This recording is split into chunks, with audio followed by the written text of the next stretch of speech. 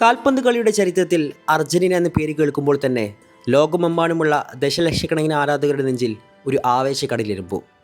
ജയങ്ങളും തോൽവികളും ഒരുപാട് കണ്ടിട്ടുള്ള നീലപ്പടക്ക്, പക്ഷേ ചില തോൽവികളും സമനിലകളും വെറുമൊരു മത്സരഫലം മാത്രമല്ല, അതവരുടെ നെഞ്ചിൽ വീണ ആഴത്തുള്ള മുറിവുകളാണ്.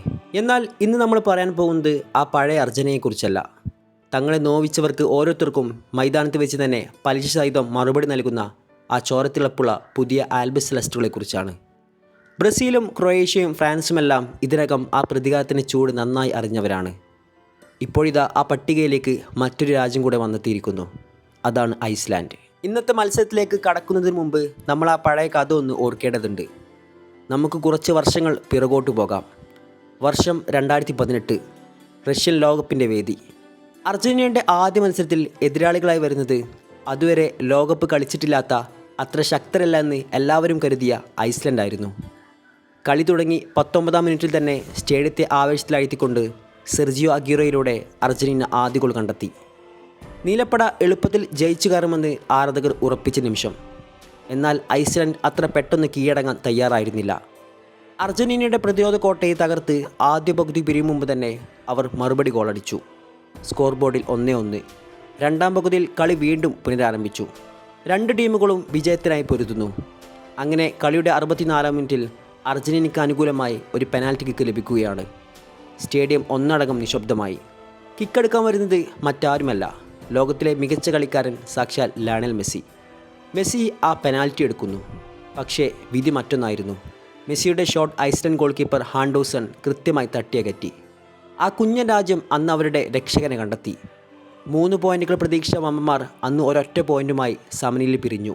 ആ മത്സരം മെസ്സിയുടെയും അർജന്റീന ആരാധകരുടെ നെഞ്ചിൽ വലിയൊരു തീക്കനൽ കോരിയിട്ടു. ലോകമാധ്യമങ്ങൾ മെസ്സിയെയും അർജന്റീന താരങ്ങളെയും ക്രൂശിച്ച നിമിഷങ്ങൾ കൂടിയായിരുന്നു അത്. പക്ഷേ കാലം മാറി, കഥയും മാറി. ആ പഴയ അർജന്റീന ഇന്ന് പാടെ മാറിയിരിക്കുന്നു. തോലുകളിൽ നിന്ന് പാഠം ഉൾക്കൊണ്ട് ലിയണൽ സ്കലോണി എന്ന തന്ത്രശാലിയ കോച്ചിന് കീഴിൽ അവർ ലോകം കീഴടക്കി. കോപ്പ അമേരിക്കയും ഫൈനലിസ്മയും ഒടുവിൽ 2022 ഖത്തർ ലോകകപ്പും സ്വന്തമാക്കി അവർ ലോകത്തിൻ്റെ നെറുകയിലെത്തി.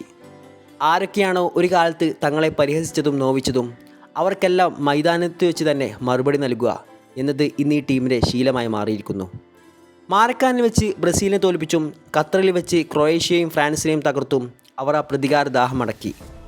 എന്നാൽ 2018 തങ്ങളെ സമനിലയിൽ തളച്ച ഐസ്ലാൻഡിനോട് ഒരു കണക്ക് തീർക്കാൻ ബാക്കിയുണ്ടായിരുന്നു. അതിനാണ് ഇന്നത്തെ വേദി ഒരുങ്ങിയത്. അർജന്റീന വേഴ്സസ് ഐസ്ലാൻഡ് പോരാട്ടം.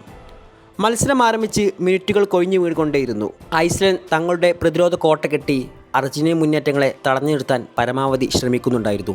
കളി തുടങ്ങി 70 മിനിറ്റുകൾ പിന്നിടുമ്പോഴും സൂപ്പർ താരം ലിയണൽ മെസ്സി സബ്സ്റ്റിറ്റ്യൂട്ട് ബെഞ്ചിലായിരുന്നു. അർജന്റീന അപ്പോൾ ഒരു ഗോളിന് മുന്നിൽ നിൽക്കുകയാണ്. കളി കൂടുതൽ മുറുകുന്ന ഘട്ടത്തിലാണ് സ്റ്റേഡിയത്തെ മുഴുവൻ ഇളക്കി മറിച്ചുകൊണ്ട് ലിയണൽ മെസ്സി ഗ്രൗണ്ടിലേക്ക് സബ്സ്റ്റിറ്റ്യൂട്ടായി ഇറങ്ങുന്നത്. ഗാലറിയിൽ മെസ്സി മന്ത്രങ്ങൾ മുഴങ്ങി. ഗ്രൗണ്ടിൽ കാലുകുത്തിയ നിമിഷം മുതൽ മെസ്സി കളി തൻ്റെ നിയന്ത്രണത്തിലാക്കി. തനതായ ശൈലിയിൽ പന്ത് ഡ്രിബിൾ ചെയ്ത് മുന്നേറിയ മെസ്സിയുടെ കാലുകളിൽ നിന്ന് ഒരു മാന്ത്രിക പാസ് പിറന്നു. ആ പന്ത് നേരെ ബോക്സിനോട് നിന്നിരുന്ന ലൗറ്ററോ മാർട്ടിനസിൻ്റെ കാലുകളിലേക്ക്. പന്ത് തട്ടിയെടുക്കാൻ ശ്രമിച്ച ഐസ്ലാൻഡ് പ്രതിരോധ നിര ലൗറ്ററോ മാർട്ടിനസിനെ ഫൗൾ ചെയ്തു വീഴ്ത്തുന്നു. റഫറി ഒട്ടും വൈകിയില്ല. പെനാൽറ്റി വിസിലൂതി. അർജന്റീനയ്ക്ക് വീണ്ടും ഒരു പെനാൽറ്റി. കഥ ഇവിടെ വീണ്ടും ആവർത്തിക്കുകയാണ്. 2018 ആ പഴയ ശാപവും കടവും വീട്ടാൻ മെസ്സി തന്നെ വീണ്ടും ആ പെനാൽറ്റി സ്പോട്ടിലേക്ക് നടന്നു വരുന്നു. വർഷങ്ങൾക്ക് മുമ്പ് റഷ്യയിൽ പിഴച്ച അതേ പെനാൽറ്റി സ്പോട്ട്. ആരാധകരുടെ നെഞ്ചിടിപ്പ് കൂടി. ഇത്തവണ മെസ്സി ഒട്ടും പിഴച്ചില്ല.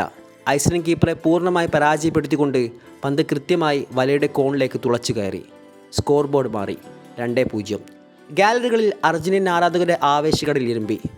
അത് വെറുമൊരു ഗോളായിരുന്നില്ല, വർഷങ്ങളായി ഉള്ളിൽ കൊണ്ടു നടന്ന ഒരു വലിയ കടം വീട്ടിൽ കൂടിയായിരുന്നു. ആ നിമിഷം മുതൽ ഞാനൊരു കാര്യം ഓർത്തുപോയി.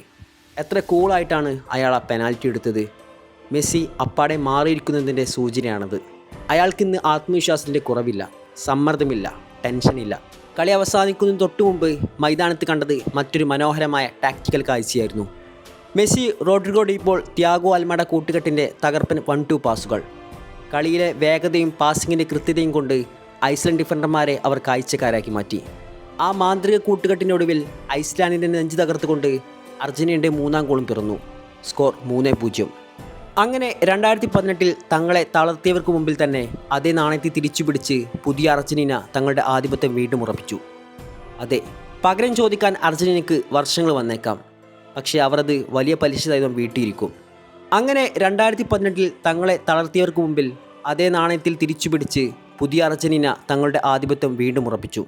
തോൽവികളിൽ നിന്ന് രാജകീയമായി തിരികെ വന്ന് പ്രതികാരം വീട്ടുന്ന ഈ ശൈലിയാണ് അർജന്റീനയെ മറ്റുള്ളവരിൽ നിന്നും വ്യത്യസ്തമാക്കുന്നത്.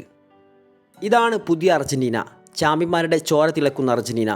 ഇതേ ആവേശത്തിൽ വേൾഡ് കപ്പിലെ ആദ്യ മത്സരത്തിൽ അൾജീരിയക്കെതിരെ സ്കലോണി സംഘം ബൂട്ട് കെട്ടുന്നതിനായി നമുക്ക് കാത്തിരിക്കാം.